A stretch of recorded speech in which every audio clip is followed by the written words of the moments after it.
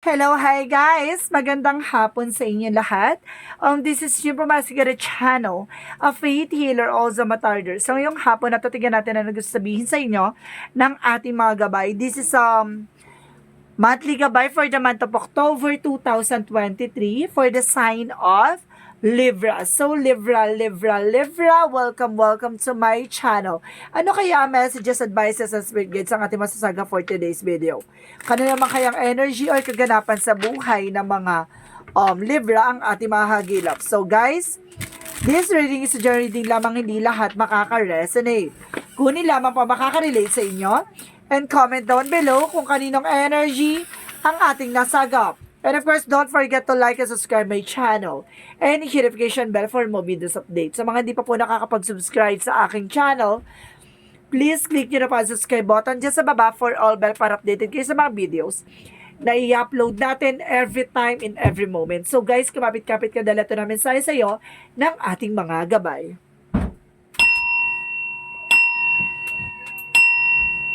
Monthly gabay for the month of October 2023 for the sign of Libra. So let's see anong message sa'yo ng ating mga gabay. Wow, Nine of Cups. There's a wish fulfillment, no? Maaaring maisa sa katuparan mo na yung mga pangarap mo, no ba? This is your month, kumbaga, Libra chart, no? Kumbaga, hanggang October 22 ng ating month ang iyong birthdays ay ang inyong month, no? Libra. So, let's see what is additional messages. There is the Page of Cups. Listen to your intuition. Kumbaga, sinasabi sa'yo dito, matutupad mo yung mga pangarap mo, makinig ka lang sa iyong inner voice. No? Additional messages. And of course, there's a King of Wands. There's a control, stability. Sinasabi sa'yo dito na kailangan mong maging independent, no, pagdating sa pagdidesisyon, no? Maging control. And of course, sinasabi to be the Ten of Cups, there's an happiness na magiging masaya ka dito at kontrolado mo talaga siya, no? And of course, guys, there's a Two of Swords. There's a decision that you need to make, no? May mga bagay na kailangan mo pagdesisyonan. At may mga bagay na kailangan mong i-take ng action. Of course, there's Six of Cups. About an ex o past person coming back. So, may taong babalik at susubukan ka ulit kumbaga mahalin or lituhin or susubukan ka ulit guluhin, no? Kumbaga sa Six of Cups or there's a childhood friend coming back, no? Kumbaga kailangan mo magdesisyon daw. So it means there's a past, no? A past person coming back to you na kailangan mo magdesisyon kung babalikan mo o hindi. And of course, there's a magician, there's a manifestation, no? Kumbaga sinasabi sa'yo dito, with the Nine of Cups, magdadala sa ito ng wish fulfillment. Manifestation. Kumbaga, ma-manifest mo daw yung pangarap mo. And of course, there's the Sun card. Oh, binibigyan ka ng clarity or pure positivity na makinig ka sa intuition mo. Kumbaga, hindi ka niya ilalagay sa alanganin. No? Ilalagay ka niya sa bagay na, kumbaga, magiging maayos ka at magbibigay sa'yo ng success. No? Kumbaga, may gabay dito na tumutulong sa'yo. And guys, there's a Six of Pentacles, kumbaga magtutuloy-tuloy na raw about sa finances. Kailangan kontrolin mo lang daw on how to spend money, no? O paggastos. And of course, there's a bill and of course, there's kumbaga mga gastos na kailangan mong limitahan, no? What is the Ten of Cups? And of course, there's a Two of Wands. There's a decision that you need to make, no? May pagdesisyon dito na kailangan mong gawin at kailangan mo isa katuparan. And of course, additional messages, there's a Queen of Swords. There's an information. No? Kumbaga, alam mo naman yung kasagutan sa katanungan mo, no? Kumbaga, itong decision na to ay malinaw at klaro na sa'yo. No? Nakikita mo na yung kahihinatnan, no? What is that Six of Cups? Kahihinatnan kung sakaling babalikan mo, di ba alam mo pa rin at the end of the time, ganun pa rin ang gagawin niya. At the same time, there's a Four of Pentacles. Kumbaga, protect your power, protect your energy, no? Protectionan mo yung grounds, yung territory, kung ano man yung hawak mo. What is the Nine of Cups and the Magician? And because there's a Five of Pentacles, ibig sabihin dito makaka-recover ka na about sa finances. No? Kung sinasabi dito, may mga bagay na ma-manifest ka, kailangan mo lang maging aware o maingat pagdating sa paggagastos. Kasi baka magkaroon ka na naman ng financial loss, no? Or may raming masayang na pera.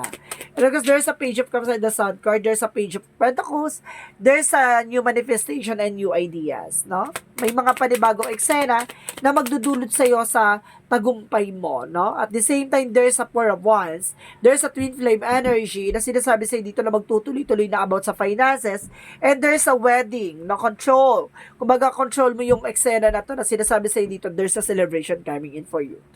What is the Ten of Cups? And because there's a Chariot card na parating na, no? Parating na magbibigay sa'yo ng kaligayahan. Or some of you, baka may ikakasal talaga or engagement. Two of Wands, there's a two-path, no? May kailangan mong tahakin o pagdaanan. Pero sinasabi sa'yo dito, kailangan mo pumili kung saan kang dadaan. So, what is the Two of Swords? Kailangan mo na mag-take ng action, kailangan mo na mag-decision. And because there's a King of Cups, there's a devoted and supportive person. Kailangan mo mag-decision dito, no? Kumbaga, itong tao na to ay susuportahan at ka at talagang pangangalagaan ka. At may taong babalik para guluhin ka, ganon. And because there's a Nine of Pentacles, kumbaga, nandun ka na sa sitwasyon mo na nakaalis ka na, kumbaga, or some of you, mayroon ding eksena rin pala daw dito na pagdating sa ex na babalik siya para ituloy yung mga nasirang eksena, no? Kumbaga may ex din dito na in a good way, no? Kumbaga babalik to para ipakita sa iyo yung tunay niyang pag-ibig. Kumbaga yung nasira na yun, kumbaga natuto siya na dami niyang natutunan at ang dami niya nalaman, dami niya pinagsisisihan. Kumbaga there's a Nine of Pentacles na blossoming, no? Kumbaga ito na yung mamamayag pag magkakaroon na ng blossom ang iyong negosyo o trabaho. So what is the outcome? Ang pinaka-outcome is the Ten of Pentacles. There's a long-term success and long-term investment. At the same time, there's a full card. Now, live of faith. Now, magtiwala ka na itong binibigay sa iyo ni God is pangmatagalan. Kumbaga, may mga taong umaalis sa buhay mo at may taong dumarating, no? Kumbaga, may mga taong dumarating, kumbaga, naturally continuous. Kumbaga, hayaan mo lang dumating sa sarili nilang eksena, naturally, no? At the same time, there's a Nine of Wands, napakalapit mo na sa success. Napakalapit mo na sa katuparan sa mga pangarap mo. Pero may mga bagay na pagdadaanan tayo, mahirap man, pero at the end of the time, so sinasabi sa'yo dito, mag-focus at porsigihin mo at magkaroon ka ng dedication sa sarili mo na ipagpatuloy ang laban. Kumbaga, there's a final push. At the same time, there's a Five of Wands. But there's a lot of competitor, there's a lot of agreement, and of course, there's a lot of extra, no? Maraming kontrabida. No, ikaw na lang kung paano mo i-manage, kung paano mo i-control, at paano mo poproteksyonan yung drones mo, and of course, teritoryo mo. So, let's see what is additional messages for career. For career, ano kasi sinasabi na Three of Swords, kumbaga, matuto ka na, no? Magkaroon ka ng responsibility dito sa career mo. Kumbaga, mag-set ka ng boundaries kasi may mga tao sa paligid mo na pinautang mo na at lang. Kumbaga, yung sinasabi, maging maingat ka sa mga pautang, no? Kumbaga, sinasabi sa'yo dito, baka maloko ka, mabudol ka, no? At tendency, baka mawala yung mga bagay na kung ano man na meron ka. Yun yung magiging maingat ka. Ito yung financial loss. Kaya parang may financial loss, ibig sabihin, maging maingat ka kung paano mo pangahawakan yung pera. Wag ka nagpapautang basta-basta at wag ka nagpapautang. It's either kung maaari, wag ka na magpautang kasi baka magkaroon ng burden, no? Problema pa. So, pagdating naman sa love life, mawawala na raw yung stress mo, no? Mawawala na yung fear at takot mo. And of course, the Seven of Wands, magkakaroon ka ng protection. You're being protected na ngayon. What is the outcome pagdating naman sa health? Pagdating sa health, there's a high priestess, no? Kumbaga, there's a mystery, no? May mga bagay na malalaman ka at may mga bagay na kailangan mong alamin, no? Get more information. Baka may mga kailangan kang inumin or kailangan ng vitamins or kailangan mong i-enhance yung immune system mo or something na kailangan mo ng para sa sarili mo, no? Iinumin, ititake mo, vitamins, herbal, no? Na makakatulong sa'yo. Let's see what is additional messages. And of course, sinasabi din daw exercise, no? Kailangan nyo daw ng exercise. So, let's see what is Archangel Raphael messages. What is Archangel Raphael messages? Okay, there's a consult nutrition. See? Consult of nutritionist, no? Some of you baka napapansin mo nangangayayat ka or something na tumataba ka. Kung baga magpa-consult ka daw sa nutritionist and of course expect a miracle. Wow! Mag-expect ka ng miracle, ibig sabihin ng himala o pagbabago na mangyayari sa buhay mo na hindi mo ine-expect. Pasabog din sa Arcangel Raphael, ha? Additional messages. And there's some music. Some of you, ha, nakakatulong ang music for your healing. Baka may hilig kayo sa music. And of course, light and love. Magkakaroon ka ng kaliwanag pagdating sa buhay pag-ibig. Additional messages. And of course, there's a failure. See? May mga bagay na pinagdadaan tayo, may mga pagkakamali, pero sinasabi sa dito, life goes on. Ipagpatuloy at ilaban ang nasimulan, no? At matuto sa mga bagay na pinagdaanan. And of course, there's a balance. Maging balanse ka dito sa mga ginagawa mo, sa mga inaasikaso mo, sa mga pinangawakan mo, maging balanse ka. What is the Monsology? What is the Monsology? Because the adjustment are required, no? Kailangan mo mag-adjust siguro about sa finances, no? Or sa mga tao pinagkakatiwalaan mo. And of course, your dreams need a practical plan. O, see? Kailangan mo maging practical sa mga bagay-bagay. Kung gusto mo matupad yung pangarap mo, matupad yung gusto mong gawin, no? Maging practical ka, no? Pagdating sa finances, maging practical ka, humawak ng pera, gano'n. At the same time, walking away, no? Kailangan mong kumawala sa negativity. Kailangan mong kumawala sa toxicities. May mga tao dyan na lalapit sa'yo na kapag hindi mo pinautang, galit yan, diba? And because there's an envy, no? Kapag sinasabi sa'yo, alisin mo yung ego, yung fear, yung pride, no? Let's see what is additional messages. And of course, sinasabi dito, there's an amethyst sa psychic abilities, no?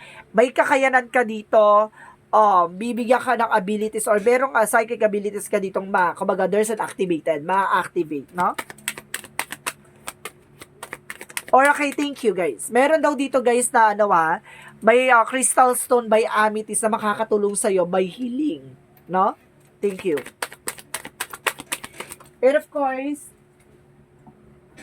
there's a school, lesson. Marami ka natutunan, no?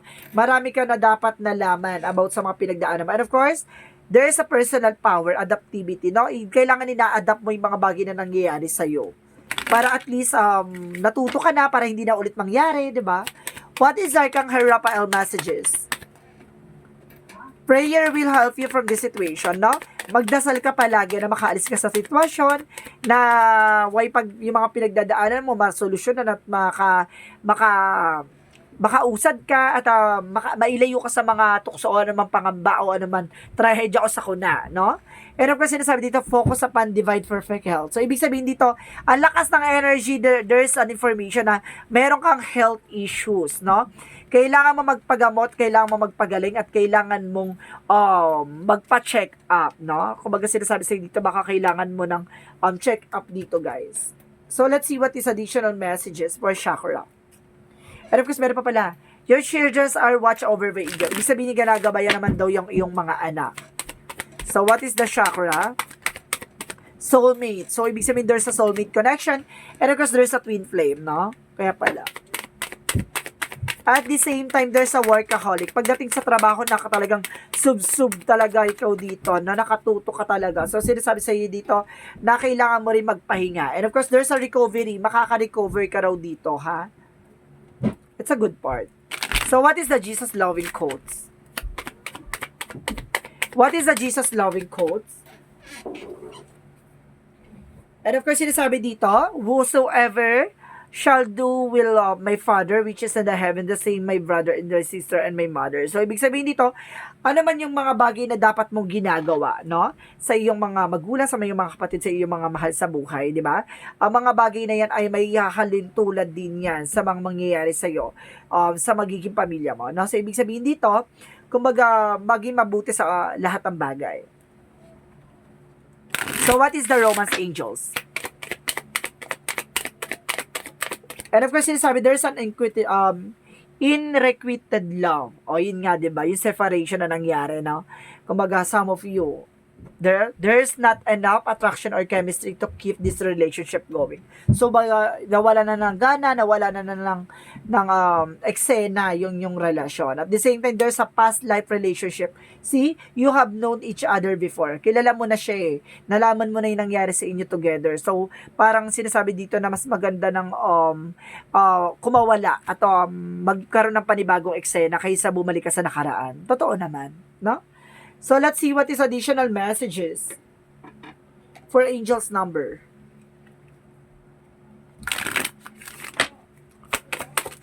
There's a 777. Ibig sabihin dito, I am the flow. You are purpose flows from within and you have everything that is unfolding or being revealed to you is a part of your purpose, a state of peace and calmness in your soul. So, ibig sabihin dito, hayaan mo lang dumalo yung eksena, no? Kumbaga, may mga bagay na nalalaman mo at may mga bagay na, kumbaga, nabibigla ka o hindi mo inaasahang mangyari. Ganun talaga ang buhay. Kumbaga, hayaan mo na lang siyang mangyari ng kusa kaysa pilitin at kumbaga puwersahin mangyari, no? Kumbaga yung mga bagay na yan, there's a 7-7 additional messages, yung mga problema mo masusolusyonan na. So guys, let's see what is the messages of life.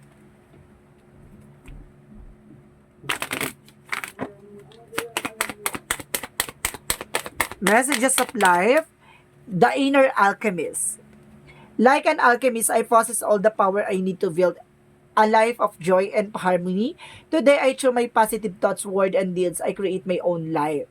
I understand that I can use the inner sense of a magic of intention of transform myself in the same way. And alchemist transform lead into gold. Today, I create happiness. See? Kumbaga, alam mo sa sarili mo na you are indestructible. Hindi ka nila masisira. Ano man yung mga bagay na yun. Alam mo sa sarili mo kung ano halaga mo. Alam mo sa sarili mo kung ano yung personality mo na hindi mo makikita at hindi nila makikita sa iba. No, ayun yung magsisilbing kaligayahan mo at magsisilbing kaligayahan ng taong magmamahal sa'yo. So guys, this reading is a monthly gabay for the month of October 2023 for the sign of Libra. This reading is a journey lamang, hindi lahat makaka-resonate. Kunin lamang pa makaka-relate sa inyo and comment down below kung kaninong energy ang ating nasagap. Maraming salamat guys and see you in the next video. Bye-bye and babush!